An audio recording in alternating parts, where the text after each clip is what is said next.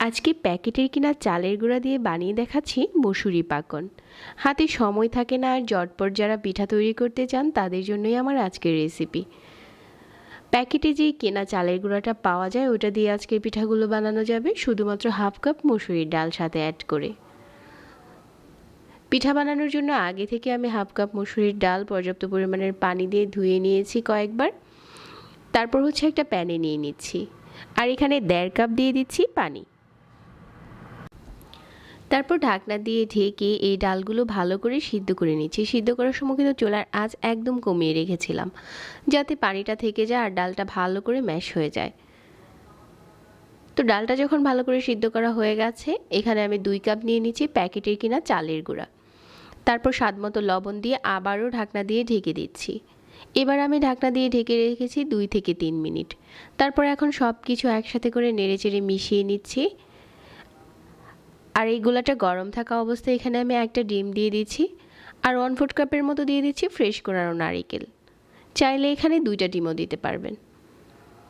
তারপর ভালো করে গোলাটাকে মাখিয়ে নিচ্ছি। পিঠার গোলাটা এখন রেডি হয়ে গেছে।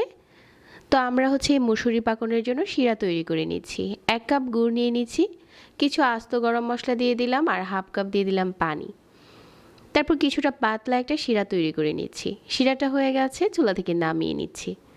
পিঠার যে ডোটা আগে থেকে মাখিয়ে রেখেছিলাম ওইখান থেকে ছোট একটু ডো নিয়ে নিচ্ছি, আর তেল লাগিয়ে একটু মোটা করে বেলে নিচ্ছি, যেমনটা আমরা নকশি পিঠা বানাতে গেলে বেলে থাকি ঠিক ওরকম করে। তারপর যে কোনো বাটি বা গ্লাস দিয়ে একটু চেপে দাগ করে নিচ্ছি। যারা কখনো পিঠার গায়ে ডিজাইন করতে পারেন না তারাও চাইলে এই পিঠাগুলো বানাতে পারবেন আপনার পছন্দ মতো। একটুখানি ঘুরিয়ে নিলেই হয়ে যাবে, যে কোনো ডিজাইনেই পিঠাগুলো বানানো যায়। আমি গোল করে একটা ডিজাইন দিয়ে দিচ্ছি আর সাইড থেকে কেটে নিচ্ছি। কাটারও দরকার নেই, আপনি চাইলে একটা সাইড থেকে কাটা দিয়ে ওইভাবে করে ঘুরিয়ে পিঠার ডিজাইনটা করে নিতে পারবেন। যারা কখনো পিঠার গায়ে ডিজাইন করেননি তাদের জন্য এটা খুব সহজ আর দারুণ একটি পিঠা। তো এভাবে করে আমি আরও একটি পাতা ডিজাইন বানিয়ে নিচ্ছি। এই পিঠাগুলো খুব দ্রুত বানানো যায়, আর যাদের হাতে সময় কম থাকে আর ঝামেলা করে পিঠা বানাতে চান না তাদের জন্য তো এটা দারুণ রেসিপি। এভাবে করে সবগুলো পিঠা যখন বানানো হয়ে গেছে, এই পিঠাগুলো এখন আমরা ডুবো তেলে ভেজে নেব। আগে থেকে মিডিয়াম আঁচে তেলটা গরম করে নিয়েছি, আর গরম তেলের উপরে পিঠাগুলো দিয়ে দিচ্ছি। পিঠাগুলো দেওয়ার পর চুলার আঁচটা একটু মাঝারি করে দিচ্ছি, যাতে উপরটা তাড়াতাড়ি পুড়ে না যায়।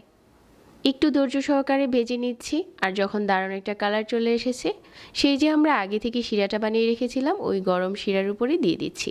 শিরাটা এখন কুসুম গরম আছে, আর পিঠাগুলো শিরার উপরে ভালো করে ডুবিয়ে দিচ্ছি। এখন পিঠাগুলো শিরা থেকে উঠিয়ে নিচ্ছি।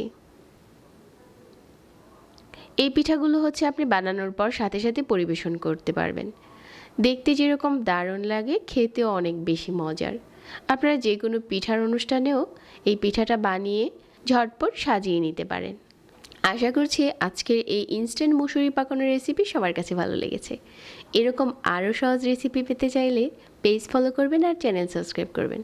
সবাই অনেক ভালো থাকবেন। আজকে এখানেই বিদায় নিচ্ছি। আল্লাহ হাফেজ।